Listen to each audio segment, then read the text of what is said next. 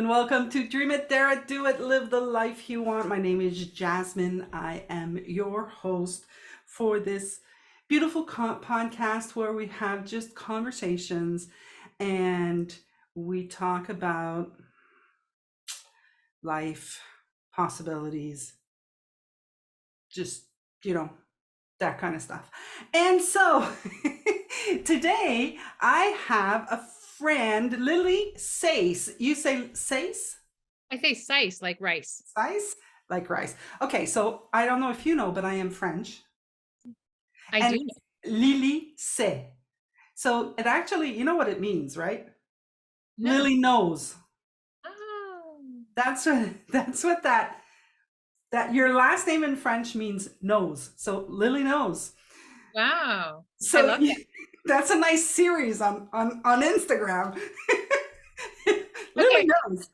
I know. I might have to trademark that and then I'll credit you. There you go. So thank you so much for accepting to be a guest on the podcast. And Thank you. I'm going to give a little just to you guys who are listening. Lily and I met during a class with Rob Cook. Everybody knows Rob Cook. And so Lily and I met during that time. And Lily is we were talking about public speaking, right? And I don't know why you came on to public speaking. Were you having issues with public speaking, or did you think you have issues with public speaking? No, I think it was the first program of Rob's that I saw being offered, and I'm just such a fan of his. And so it was like speak and be heard. And well, I also do think, and especially at that time, I could be more eloquent. I could be well spoken. So I think it is a story of mine that um and I think I'm continuing to get better, but definitely that was, I think, last year, almost a year Yeah, ago, yeah, where I think especially in discussing and sharing the principles when in a short bit, like if someone's not yeah, gonna, oh, now I'm working together, I felt like I couldn't do it justice. Which I know is kind of common when you're, how do you describe this? yeah. So yeah, I honestly, I think, and I don't think I'm where I want to be with public speaking. I think my words get muddled when they come Mm. out. And sometimes it takes me a while. Um, To get and there. that's my own perception is like, oh, I could have said that better. And so I honestly probably think it's not even that I get nervous, but um, I think I definitely feel happier with how I speak in the past year. But so yeah, I guess that was a long explanation, but Yeah, but there is and I, as the question came out of my mouth, I was like, well, it's not about having issues. It's about, especially Speak and Be Heard. This class was just like for me. I was there as a tech. I was helping Rob as a tech, but I learned so much stuff, from it. I learned, the thing that I learned was that I didn't connect. That was one of the major things that I learned, that if I'm one on one, I connect, but if I get to a group, I don't connect. Like there, I put whatever I put, there's a barrier there, or there's something that shows up that I, I all of a sudden I'm not showing up. It's like a facade of me or something else, and I saw that, and that just transformed the way that I speak, literally, and that's how I was able to. I'm now doing the 3P French community, and we're doing webinars, and I'm actually speaking on the webinars, and I'm not speaking from a let me show you what I can do place, yeah. kind of thing. So, but what's interesting, one of the things that I wanted to talk to you about, because I know that you talk a lot about it, and that's anxiety, right? Yeah. And so you were like, because I was anxious. I don't speak about it, but I was very anxious. I remember I joke around and I say I had 5 years of insomnia. Really, it was anxiety that caused the insomnia, right? Because I was so anxious. But I I'm so happy that I learned where my anxiety came from. Yeah. Did you learn it with the three principles understanding, or was it a different I different honestly, I wasn't in the three principles yet when I learned it. Um, but understanding the three principles made me see what I had understood without knowing. Like we try to put words, like you said, we try to put words to this understanding, and it's very hard to put words Yeah, to it. yeah, yeah. I have a girlfriend who's a writer, and I for a little while was writing stuff. Now I'm a talker. For a little while I was writing stuff, and I was writing like I speak, and I would write a lot of the times I would say, and I can see that this is happening. And she was like, "But you're not seeing," and I'm like, "Yes, I am seeing. I'm using the word seeing as seeing from within." And every time she would hear the word seeing, she would hear the word seeing with my eyes, with the eyes. And so she would always edit me, and it just didn't feel right, right? And we started talking, and started coaching, we started exploring this conversation, and now she's using seeing. So it's hard to put words to what we get, because it's something that we just intuitively know. And then sometimes the word just doesn't even, like you said, give it justice, right? So what happened for me, like there, when I saw the power of my mind with anxiety, was I think I actually I didn't see it the same way that I'm seeing it now. Because what I did before, like my first insight on anxiety was I had created this big monster in my mind that was really making me, anxious and fearful and all of this. And I was able to create the soothing mechanism that extinguished the monster. Yeah.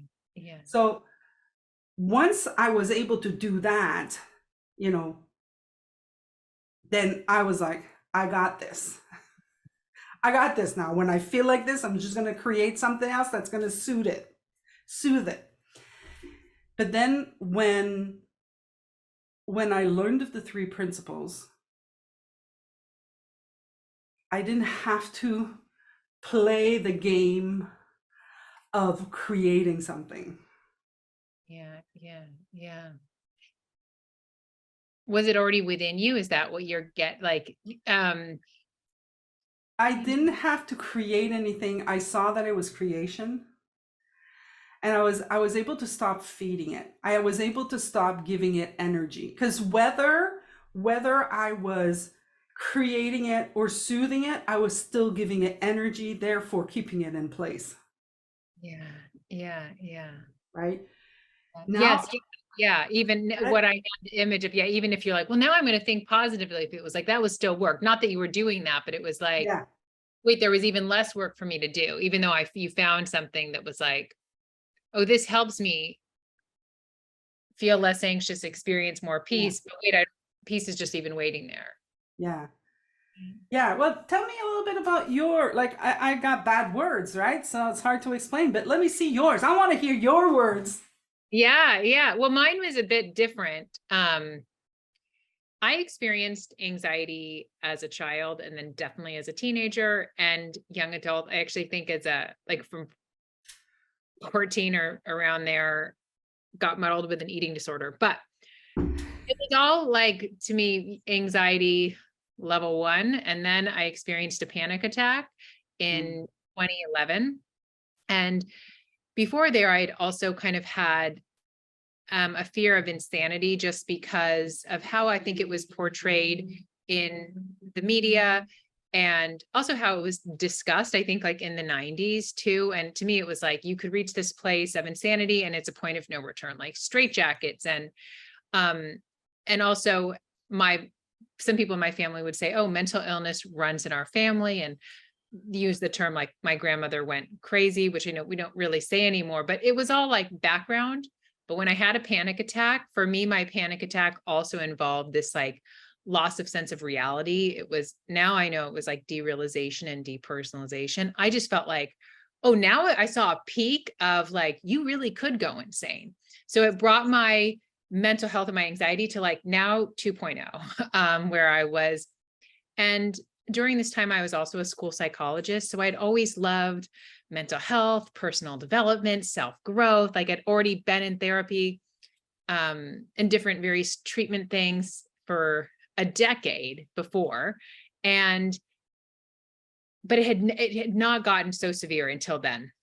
So then I ramped it up even more of like, oh my gosh, because a panic attack was scary, but I also felt like worse is to come because I could lose my sanity. And so I was like, I have to take it very seriously. Although I think already at that time, I also was already struggling with health anxiety, which I had for a long time. But right before my panic attack, I had started having a very unhealthy obsession with health. So like orthorexia, I had gone to a CrossFit gym, which was fun, but then it was like so much talk about paleo and primal.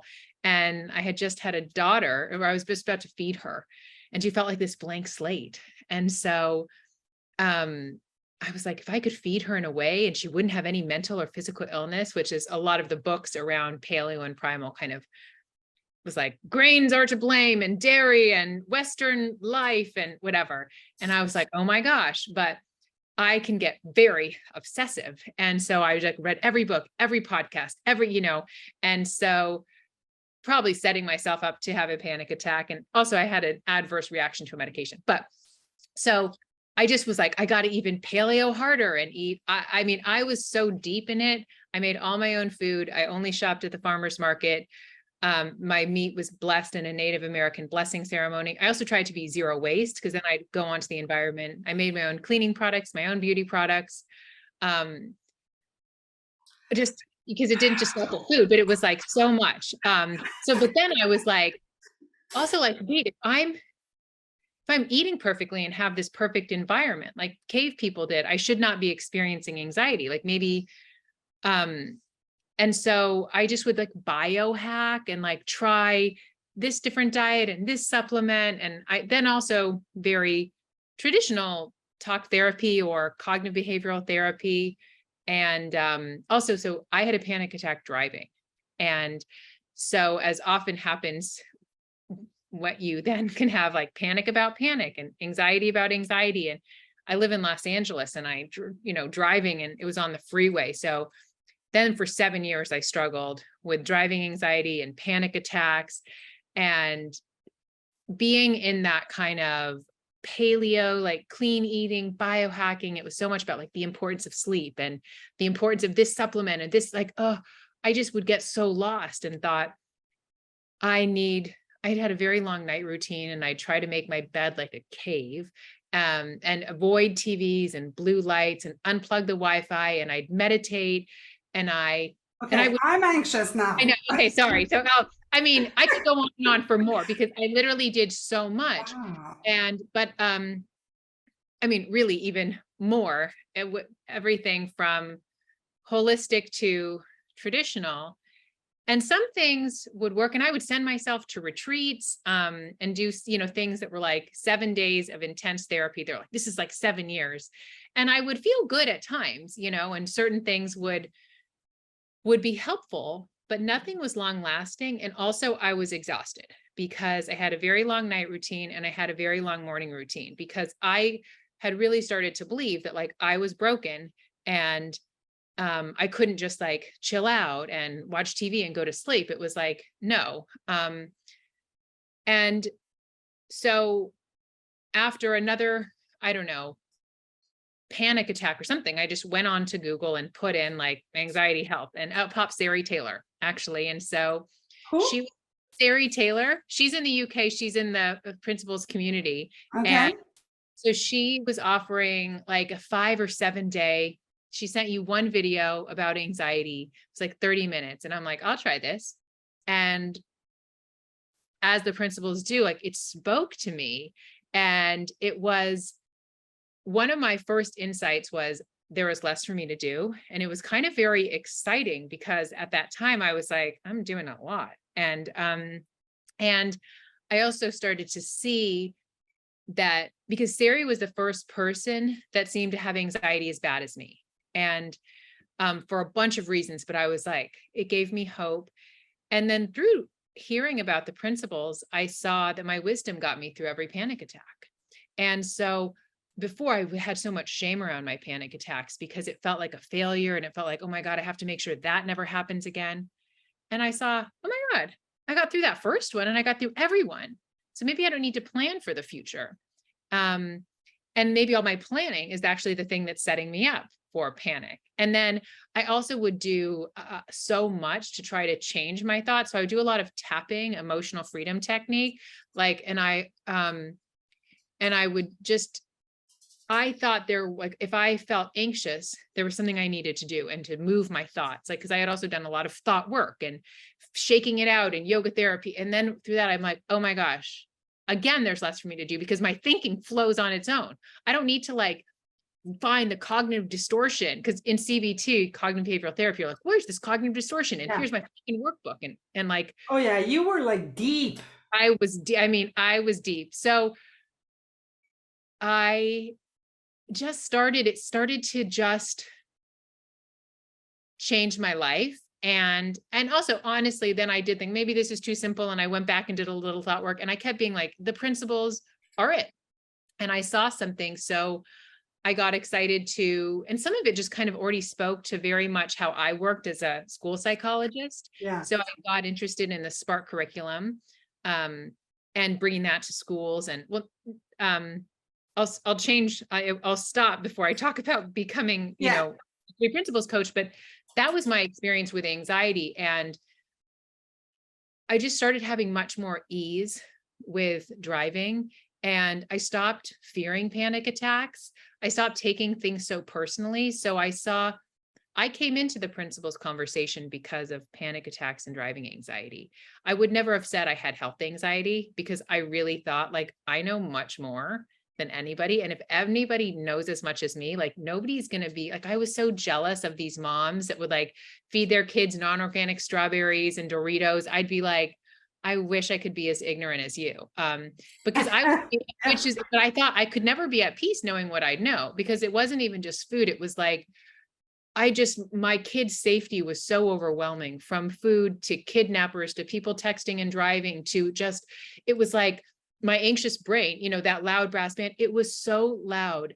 But I also thought I needed to worry. Somebody needs to worry to keep people safe. And so my parents are lovely. I felt like they were too carefree. My ex-husband, too carefree. And so, like, from being a child, my parents would leave the doors open and they'd travel and they'd go in cars. I was like, we need to just lock the doors and stay inside. And then to my ex-husband was just carefree. But I really, until coming to the principles, I honestly thought you have to worry. Somebody has to worry. And reluctantly, that, like, and to me, worry also was like obsession and not enjoying life. And I had no idea that was possible. So not only did my panic attacks fall away and I had ease with driving, but without working on it, my health anxiety completely fell away. And I had already done some stuff because I stopped getting my period during that time of obsession with health. It didn't actually have anything to do with my weight. I was just incredibly obsessed and stressed. So I had already kind of, before the principles, was like, okay, I actually can't be this obsessed about health anymore, because I wanted to have a second child. And my hormones were in the postmenopausal range. So, and I was 31, but I had been obsessed for 3 years, like severely. And so I did it, but I was more like, all right, I'm going to stop doing this so I can get pregnant. I'll eat all the stuff, but it was more like, I truly didn't believe it. And so when I came into the principles, it was like, my health anxiety just fell away. And also, even before, I had been working so hard to try to like dismantle the paleo myths and health myths. But I'd worked so hard. I worked with coach after coach and workbook to also accept my body, because it was health, but I still had disordered thoughts about my body and food. And I just worked so hard at like self-love and self-acceptance. And with the principles, it was just like, it just was like, poof, that fell away. So much of it. And so it just transformed not only my anxiety, but my relationship to food in my body, my relationships in general. So it sounds like it was it like I think I'm gonna go simple. I'm gonna simplify this right now, but it feels like there was something, the core thing that was there for you, that was that there was something wrong with you, and you were trying to fix. You were trying desperately to fix by any which way you thought was possible. Yes. Yeah. Yeah. And it feels like, I'm not saying that this is the truth, you tell me, but it feels like when you heard the conversation, what you heard was that there was nothing wrong with you. Yeah. Yeah. Yeah. It was. Because I heard there was nothing wrong with me. And then I think that second part that was like, there's less for me to do. I Mm. don't have to think to keep myself or my family safe. It was this, because I think there was that second part that was a very big, which I never even thought possible. So I wouldn't have thought to seek that out.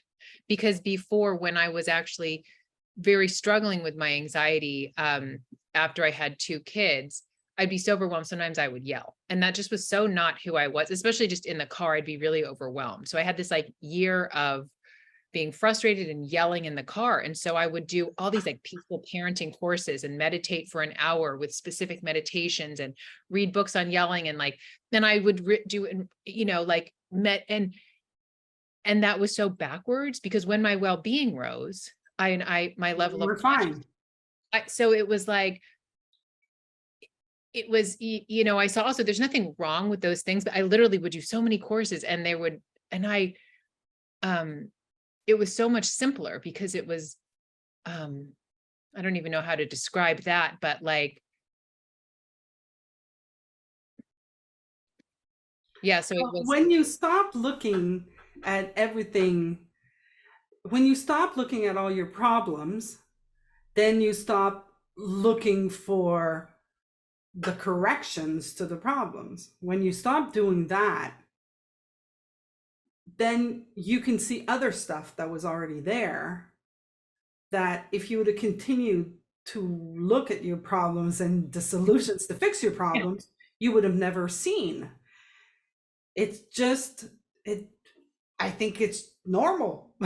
I think that it's just inevitable, and we just don't see it. I think we don't even see the problem. Like a lot of the times when I first started coaching, I would use these examples. I was when I'm trying to point somewhere, and let me give you an example, and I tell jokes or I tell funny stories. And the one story I would use a lot would be the girl that was going to the garage because the motor on her car wasn't working anymore.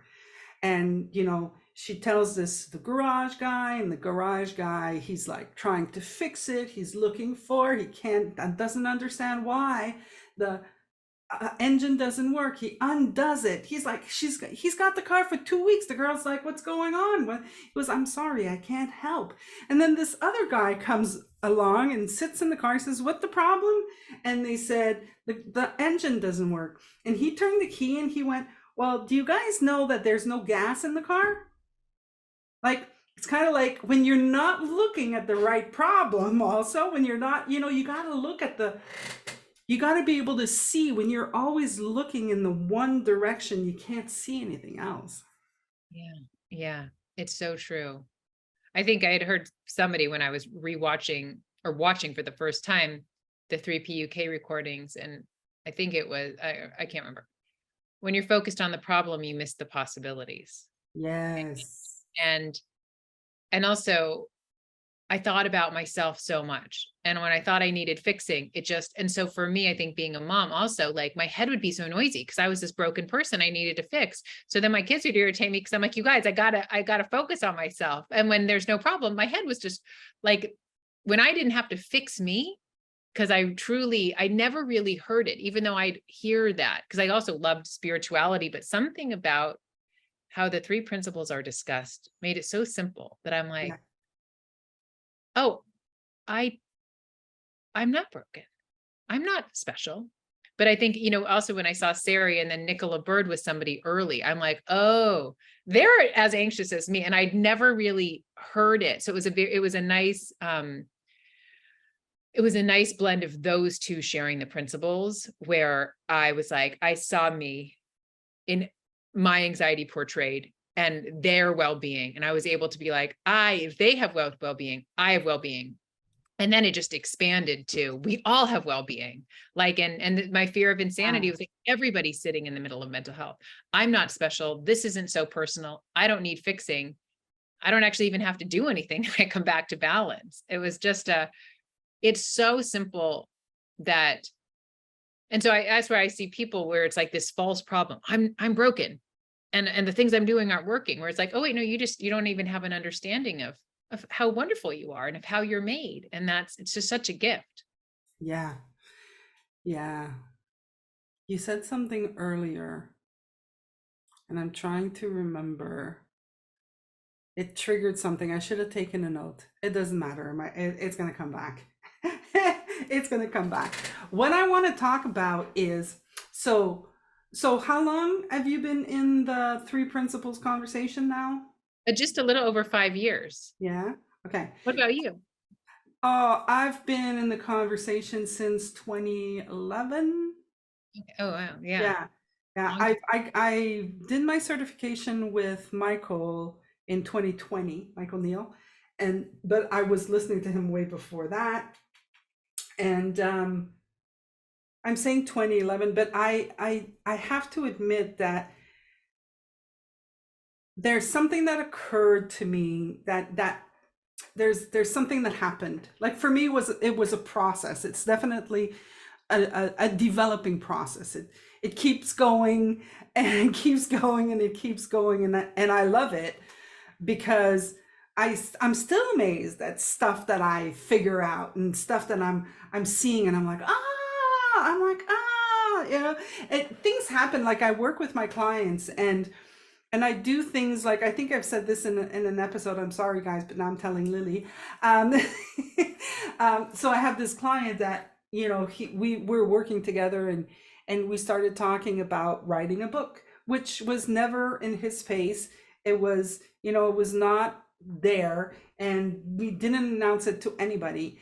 And as we started putting energy into the conversation of that, like he's starting to get, like, all of a sudden emails, people, telling him, I would like to help you with your book, or when is the book coming out? And we're like, but we never talked anything about the book.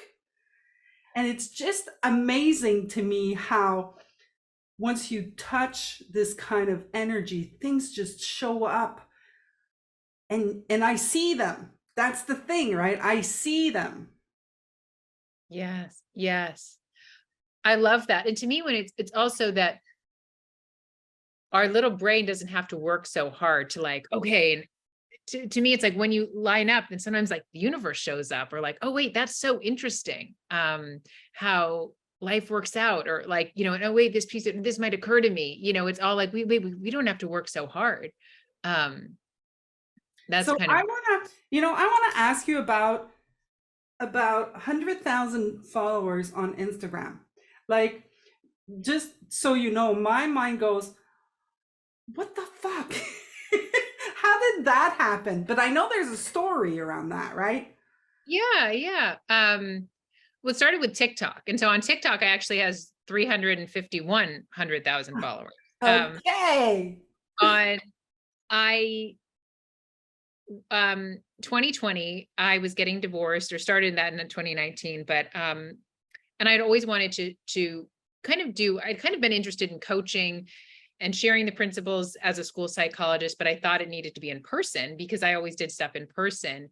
And that was hard to do, as I was the lead school psychologist at my time. So I had a lot of supervision duties and just a lot, and being a mom, and then getting divorced and the pandemic. I was like, oh, I saw this thing by Danielle Leslie. It was like course from scratch. And it was this 8-week program that you came what you wanted to teach, but like, you did it. And I like put it on a PayPal credit card because it was a lot, but I was like, it was right around the summer and my kids weren't the first time, like no one's going anywhere. And so I was like living with my parents. I was like, if I do this, like, I think I can get us our own place, kids, and so I just did it. And so because I put, $1,700 on a PayPal credit, I was like, I at least have to try to make this back. So I was like, I will follow whatever Danielle says. And one of them was like, now, at first it was like, you message everybody in your phone being like, I'm starting a new business. And I was like, no, but I had like already committed to, like, I wrote out what my course was going to be like. There's this live group. And then I was like, I do not want anybody to know that I'm doing this. Like, this is so embarrassing. Like, I want to just secretly do it. But she's like, do it. And so I was like, I did it. And then it was like, now you do your first post on Instagram. And I was like, I hated photographs of myself. And so I had my boyfriend like set me up with my coffee and like just took a photo and wrote something. And I was just so tough for me to just do that first post. And how Danielle said to like get clients was to like, I'm not bashing her or anything, but it Yeah. was not really in alignment with what I wanted to do, like DMing people and Yeah. whatever. And I was like, if people are going to want to work with me, they're going to want to work with me, especially with anxiety. I can't be sliding into people's DMs. Like, I can't be, that wasn't for me. So I was actually okay with not doing that. But I was like, I'm just going to keep posting. And then I think my daughter was like, what about TikTok? And I was like, what? And so I like did one post that was not great, but I just watched TikTok. So I started watching and I was like laughing so hard. I was like, this was like prime TikTok to me, like 2020. I would just die with laughter. And so then I had an idea just with this like trending sound, and it went viral. And so I think I did my first post September 1st or something. So it was like by September 5th, a video on health anxiety like went viral. It was like a 7-second video, but it was like blowing my mind. I was like, what? Like just watching it go. And so I got inspired. And then I did one on like intrusive thoughts. And it was again, like it went viral. So it just started from there. And then I was very comfortable making videos on TikTok. So I would just kind of do them on Instagram as well. And so my TikTok is the thing that really grew because I just felt I'd be inspired. And sometimes it would kind of be 50-50 where I'd see like a trending sound and just have this idea for anxiety, or I'd have my own little pieces. And then Instagram was a crazy rocky ride because it was like slower to start. And then right before I hit 25K, my account was hacked and then held at ransom. Like it was so crazy. And I was like, oh my gosh. So, and then I got it back. I had to pay a hacker. Like it was so crazy. I was like, what? And then I've had just so many weird things on Instagram because then they used to give me bonuses, but then my videos, then they would have me like say like you violated the terms. And then around the whole time of abortion and everything, people were really mad at however I said it. My account was just done. It was like, so right around, I think that time I had 75. It was last summer. I just lost my account for 2 months. It was like, and I just thought, well, I guess it's over. And then it was funny because I got sick and I was home with the flu and I was like, just watching YouTube videos because it was past the time when they were like, your account is just forever gone. But I just had the time in bed because that's why I feel like, And you find anything on YouTube. on YouTube. So I literally like, there was one that was like, you have to play these games. And I was like, I do not care. So I was doing this and I fill out all these forms and then poof, I got my account back. So that's why I always feel like health is not good or bad. It's an opportunity. If I was not sick, I would not have had the time I spent. And so then I got my account back. And yeah. And so that's how, then I've just grown organically. I think I love making videos. I think, and the reason I brought TikTok up was I think because before there wasn't reels and I just felt very uncomfortable being just in a still photograph or with my writing. I feel confident more with my writing actually, because I just talk to text. But I feel like I can be funny and I can be light in a video. And so that's where I've just grown. And I love TikTok too, but like I love Instagram more. And that's where I just feel like it's easier to connect as a community. Yeah. And that's my social media journey. I like that. I like that you said that part where, see, like what I do is I help clients, right? I have clients get out there, and there is so much noise out there about, DM people. And I'm like, I get so offended when I get DM'd. I get like, you know what, you're intruding, man. Just there's other ways to do it. There's just other ways to do it. And so I don't DM, I never DM, and I very rarely respond to DMs. So when I get DMs, they get sidetracked. I'm sorry, guys. That's how that is. Because it's just like, if you want to reach me, you got to go to my website and send me an email and do the contact form and do the thing that needs to be done, because it just doesn't work. It feels yucky to me. Yeah, It yeah. it feels like, I don't know. It's the new old car salesperson, right? It's like the year 2000s old cars salesperson kind of thing, or the vacuum salespeople, you know. Yeah, yeah, So yeah, I just, I don't know, I don't like it, but I like that what you do is, if they like you, you got plenty of content to show them. If you want to work with me, reach out, like, you know. yeah. And I mean, and also when I first started making videos, and it's still the same way, and that's why I never even want to lose it. I'd never felt so fulfilled in my life. Like it was after my intrusive thoughts video, people were saying to me, which had nothing to do with me. I mean, it did in that I Yeah, made the video. They're like, I wanted to kill myself before I saw this video. You changed my life. And I would just, I have a document where I save a lot of the messages that I would get and shared with my parents. And I was like, I mean, I am very fulfilled as a mother. Um, but there was something, whether good or bad or stroking my ego or not, like that reaching people just with my content, I was like, I could die happy because I am a helper at my core. And so to be able to impact people so they can learn something about themselves, so they can realize, oh, I'm not broken. And also I had such a hard time putting into words. It's funny because we started with this speak and be yeah, heard. I couldn't explain it. I couldn't explain what my experience was. So being on the other side, I'll get this idea and I'll say it. And people say, I'm taking this to my therapist, or now so many therapists recommend me. But I'm so happy to, one, let people know how okay they are, how perfect they are, how they have everything, but also sometimes, whether it's just a weird feeling, to give them that word and they could share that with somebody to say, oh, this is what I'm experiencing. I couldn't put it into words.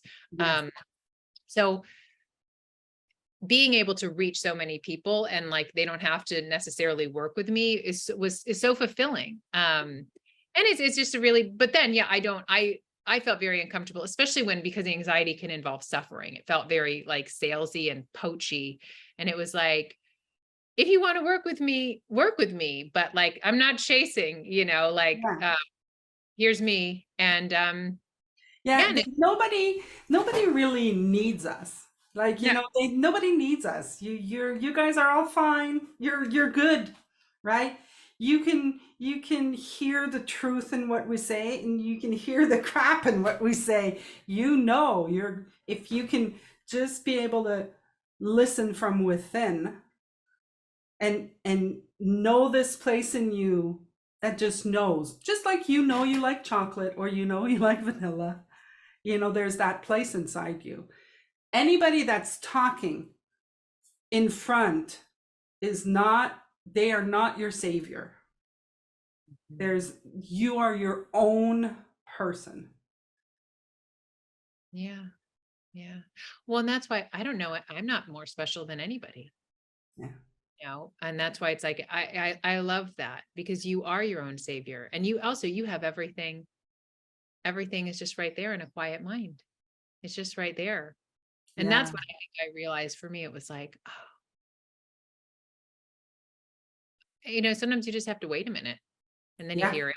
And sometimes I wait. Sometimes if it was something about my kid's health or something, I'd feel anxious, I was also fine and I'd let it go. And I didn't need to know Google and find this answer. It was like, if something revved up in me, it was fine. I was like, I'll let it go and see what I see. And most often the next day I would just have this feeling it's not a problem, or I'd have an insight about it. Or it might be, I'm going to talk to see if Dickon could have a session to talk about this. But like, Yeah.